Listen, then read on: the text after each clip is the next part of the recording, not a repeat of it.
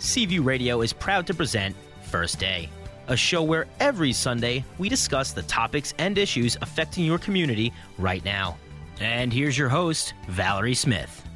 Good morning and welcome to Seaview Radio's First Day on 95.9 FM, 106.9 FM, and 960 AM. I love Sunday mornings. I say that every single week because I get to talk with great people in our community, and each and every week we find a topic that is so interesting it's going to help you. It may help somebody that you know, a family member, a friend, somebody. These are fantastic.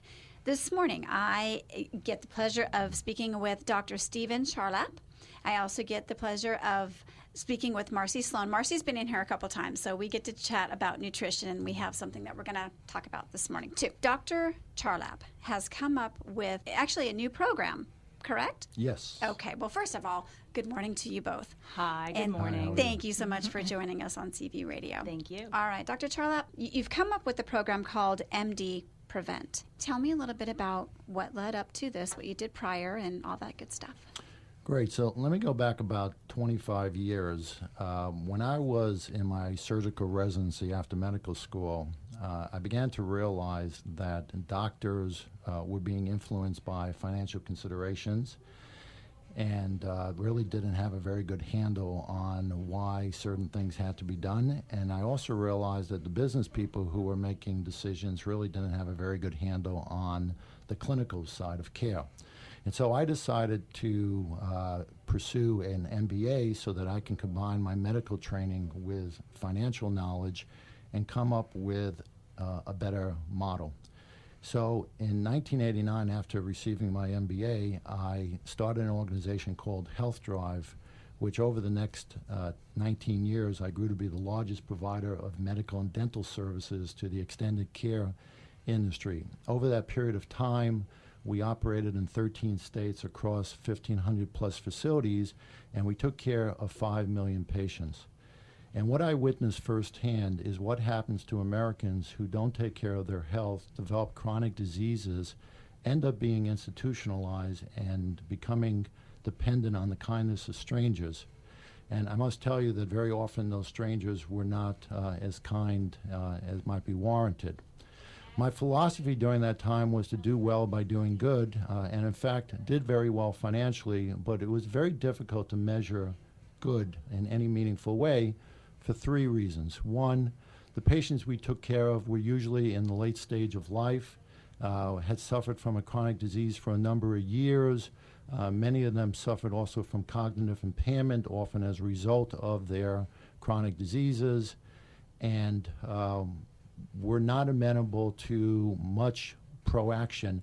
And even in the instances where proactivity may have been of value, government regulation not only would not reimburse for it, but almost precluded us from providing any type of proactive actions. At the same time, it was very difficult to measure good because of the variable life expectancies of patients in nursing homes. So I sold the organization in 2009 and left somewhat frustrated, retired for a year, which turned out to be one of the worst years of my life. We were talking numbers about retirement. Tell me the number you came up with. I came up with the number 168, which those of you out there may realize is the number of hours in a week. And when you minus out 7 hours a day or 49 hours a week, that leaves you 119 hours of time to burn. And I think I was aware of each 119 hours for the span of that year. So retirement, maybe not so good. Retirement, as many people have begun to appreciate, may not be all it's cracked up to be. Maybe I just retired too early. Mm-hmm. And in fact, some of the things I've learned since then is that a lot of well-being is actually attached to your sense of engagement, your meaning and purpose in life, sense of accomplishment. You know, you can only rest on past laurels for so long. Mm-hmm. Anyway, so it was a tough year. I then came back to lead the company for another year. And then finally I said it was time to move on. And just around the time that I realized I would be moving on, I discovered something that absolutely made me ecstatic. And that was that in 2011, Medicare was introducing a new benefit called the annual wellness visit. And what this annual wellness visit represented was the first time in Medicare's 46-year history that Medicare was actually going to pay a doctor to sit down with a patient and discuss health risk factors and come up with a plan to prevent disease as opposed to what is traditional medicine, which is essentially pills for ills. So I looked very closely at this annual wellness visit, and on one hand, I thought it was great that Medicare was doing something, moving in the right direction. You know, in the old adage, an ounce of prevention is worth a pound of cure. But I also realized that this 15, 20-minute time period, which technically is what required for an annual wellness visit, really wasn't going to affect the course of anybody's life. So I basically went on a journey of discovery. I reached out to some of the thought leaders of prevention in the United States. I spoke to Joanne Munson at the Brigham and Women's Hospital, a professor at Harvard.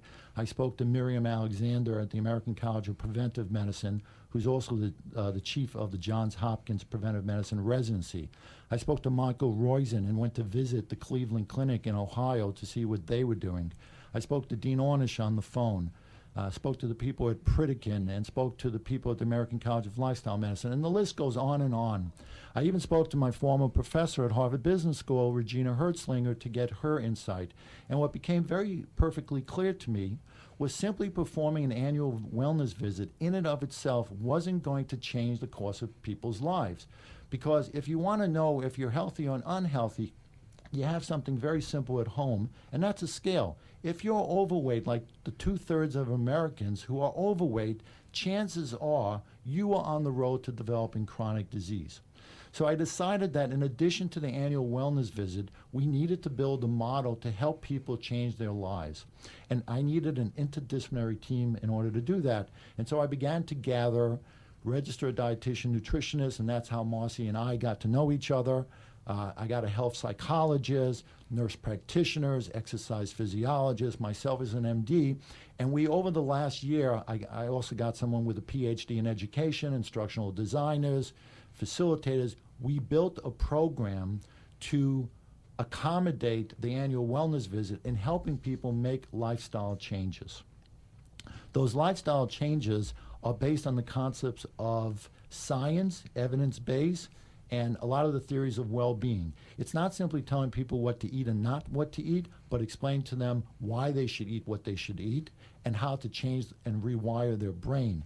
And it's about getting appropriate sleep, and it's about minimizing your reaction to stress and strengthening your relationships and performing community service that science has shown to improve your overall sense of satisfaction with life.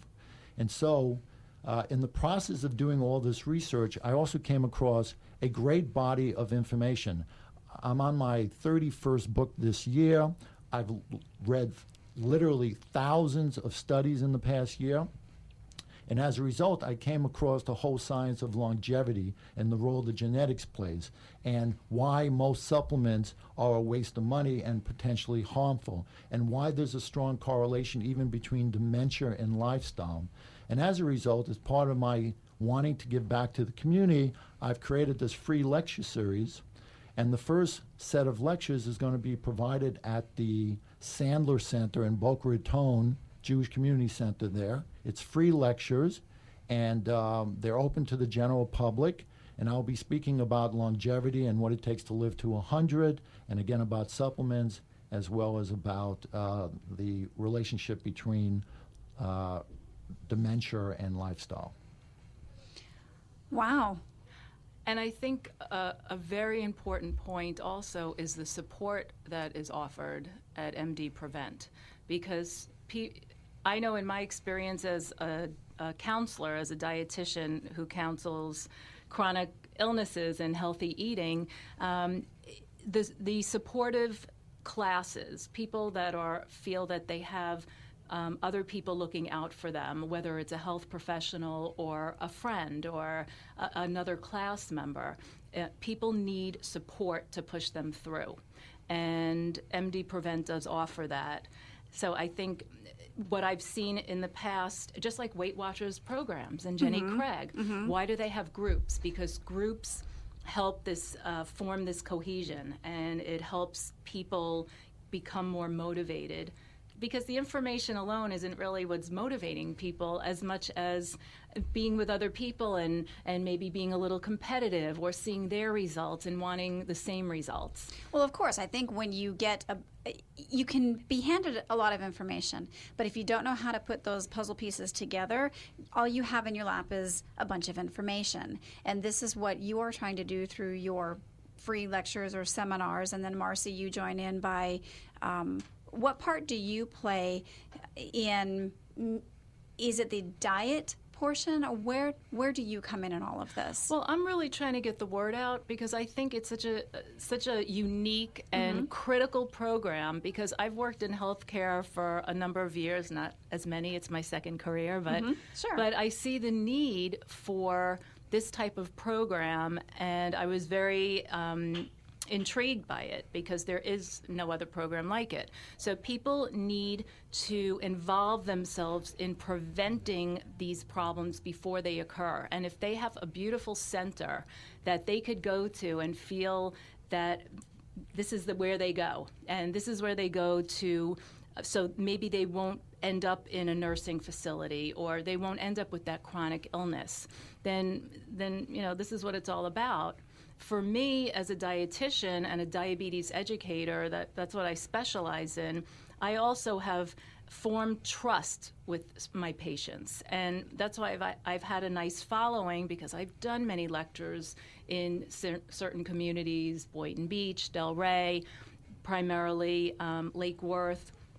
And over the years, I've developed relationships with people. So we have a trust going back and forth. So now I'm offering free diabetes and pre-diabetes and just chronic illness preventive programs at the JCC in Boynton Beach. And it will be every Monday afternoon from 12:30 to 1:45. And it will be starting January 16th. Right now, it's going through the end of March. I could continue it. I want to see what kind of group I will get. But I feel pretty confident that I will have a good group because people are interested. I just want the new people that need to get interested. Absolutely. And if you've just joined us, good morning and welcome into CV Radio's first day on 95.9 FM, 106.9 FM, and 960 AM. I'm learning a lot this morning, as I'm sure you are as well. We're chatting with Dr. Stephen Charlap, and we're talking with Marcy Sloan. And Dr. Charlap, actually, let me back up a little bit. Dr. Charlap came up with and created MD Prevent. I find this so interesting because this is something you do out of the compassion and the goodness of your heart. This is, you're very passionate about giving back. And you said 7 out of 10 people die of chronic illness. That's a big number. It's a frightening number. It's not clear whether we are on the precipice of a crisis or we are in the midst of a crisis. But given, for example, the fact that 2/3 of the population is overweight with 34% obese, and that number expected by 2015 to go to 40% obese, and by 2030 to 50% obese, given that virtually 1 out of 2 Americans already suffer from chronic disease, given that studies show that even in the late teenage years and the early 20s, we're already showing signs of developing heart disease. These numbers are frightening, and what's most frightening is that we are suffering from what is virtually diseases of affluence. As society has evolved, as technology has evolved, we as a race have actually gotten sicker. And here in the United States, even though we have the most expensive per capita system in the world, we're ranked 37th out of 50th in terms of the quality of our healthcare system.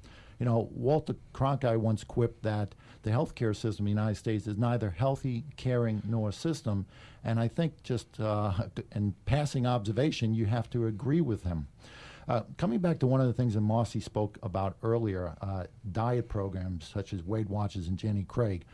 There are numerous diet programs. Here in Florida alone, you have 150 different diet programs available.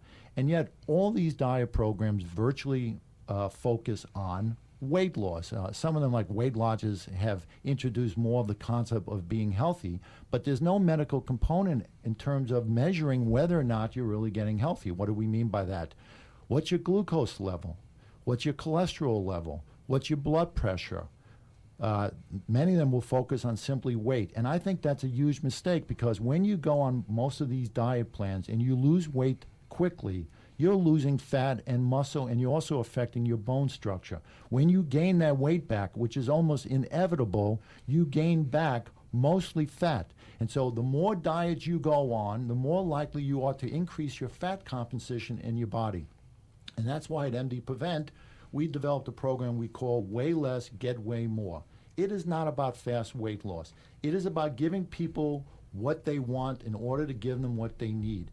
Specifically, as bookends of medical assessment. The first visit, we sit down with you and we talk about your lifestyle, and we look at your glucose and your cholesterol and your blood pressure.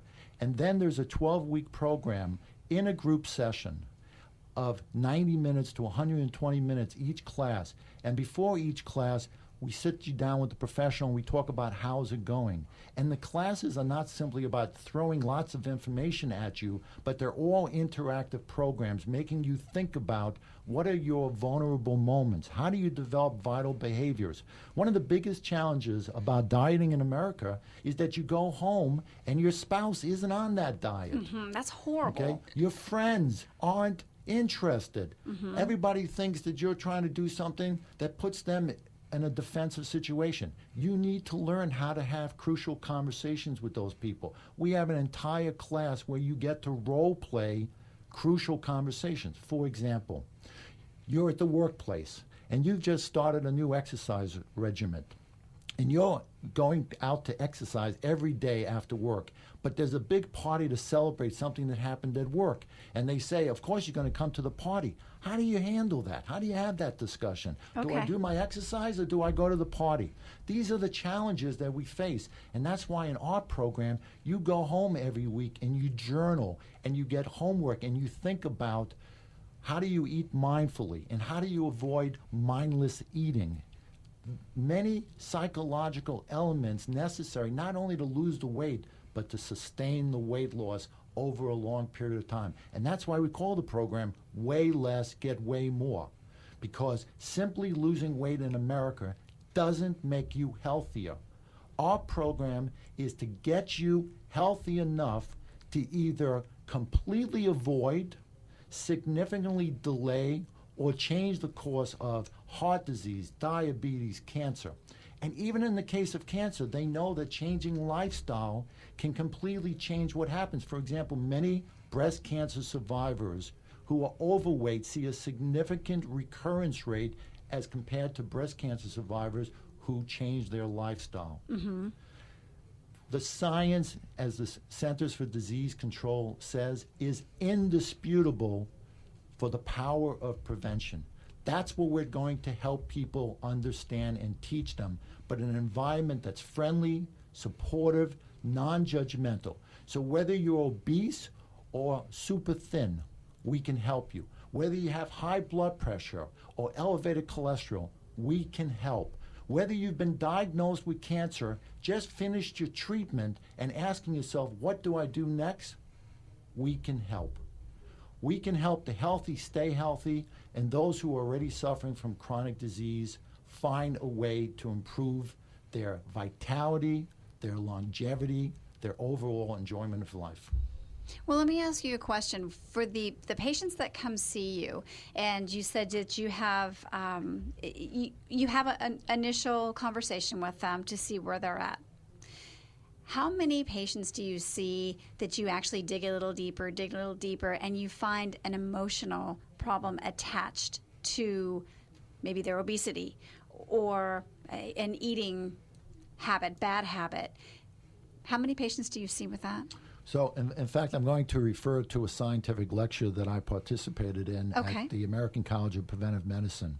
The lecturer actually had videotapes of a woman who had weighed 400 pounds and came to his weight loss program and had dropped down to 120 pounds. The woman then disappeared from the program for the next 10 years, and they had heard that she had gained back the weight, but they had no further contact for 10 years. A few years later, her sister came in, who was also overweight, and they learned from the sister that both of them had been sexually abused as children. And when they finally caught up with the first sister 10 years later, the woman explained to them that the reason she gained back the weight is that her weight was not the problem. Her weight was a solution to the problem. It gave her a buffer, a shield against the emotional trauma of having been abused years earlier. And in fact, the same lecturer cited statistics from a study that the more adverse childhood offense we have endured, the more unhealthy behaviors we engage in. Adverse childhood events typically defined as things that have happened before the age of 10, such as divorce or death or an abusive parent or a parent in jail, etc.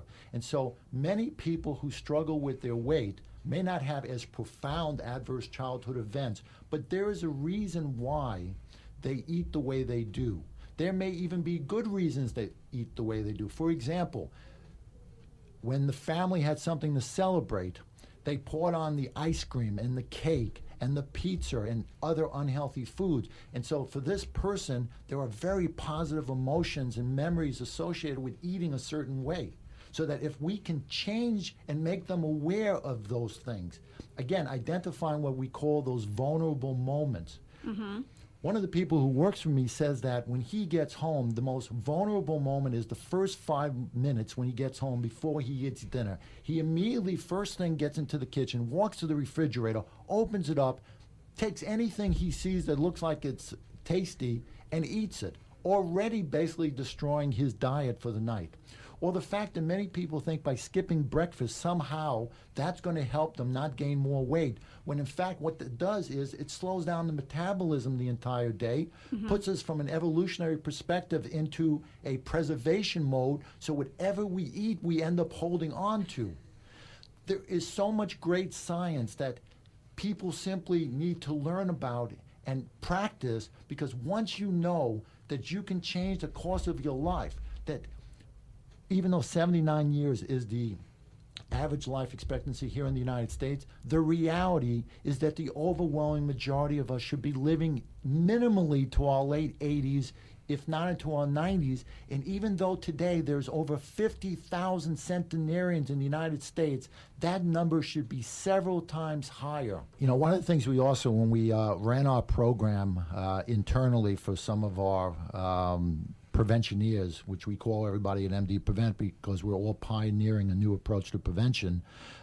Two of the ladies had previously had some issues with anorexia nervosa, and seeing these lectures about the effect of food actually triggered a relapse in one of them. And that's why it's so important to have the medical component as part of the program. As I mentioned about the Way Less Get Way More program, not only is there a medical assessment at the front and back end, we also give you 3 consultations with your choice of a health psychologist, a registered dietitian, and an exercise physiologist, because everybody needs either emotional support, nutritional support, or a exercise prescription. And we think that that's critical to leading a healthy, long, and happy life. And that you don't get with the Jenny Craig and those type of diet. The Weight Watchers, the Jenny Craig, You the get a Nutrisystem, the package. Short term. HCGs. Right. Those are short term. This Right. is long term. This is a learning experience for the long term. And from what I understand and what it sounds like is you're not teaching diet. You're teaching a way of life, a brand new lifestyle that gets everybody back onto a healthy road to longevity. I know this is very exciting for you when you get a hold of a group of people that you can actually get the point across and the light bulb goes on for them. On the flip side, how frustrating is it for you that you can't get to the amount of people that you want to speak with? You and Marcy both. How frustrating is it that it seems like such a simple solution? Eat healthy, stay away from the crud. I'm guilty of that. Don't starve yourself and think that you are on a diet. It's all just a learning, very simple learning on how to stay healthy. How frustrating is it for you that people don't get that? Well, revolutions are not won by going up to the king and saying, we want your throne, step down. They're started small. Like Margaret Mead said, there's no doubt that a small group of thoughtful, committed citizens can change the world. Indeed, it's the only thing that ever has. We need to start small, and we need to build from that. And by doing that, we know that long-term changes can happen. For example, food marketers aren't going to stop marketing the foods they sell until the public demands a change. People always talk about the importance of reading labels. I make it much more simplistic. The more foods you eat that have labels, the unhealthier your diet. The healthiest foods to eat don't have labels. That's a great way to think about it. That's a great, because I am horrible at reading labels. I don't get what they mean. Saturated, unsaturated, this, that. I watch my sugar. That's the only thing on that label that I can follow. I don't have the capacity to follow it and break it down. Marcy, how frustrating is it for you? It's really frustrating, and I try. My secret, quote unquote, is to take what they do, because people are reluctant to change, and modify.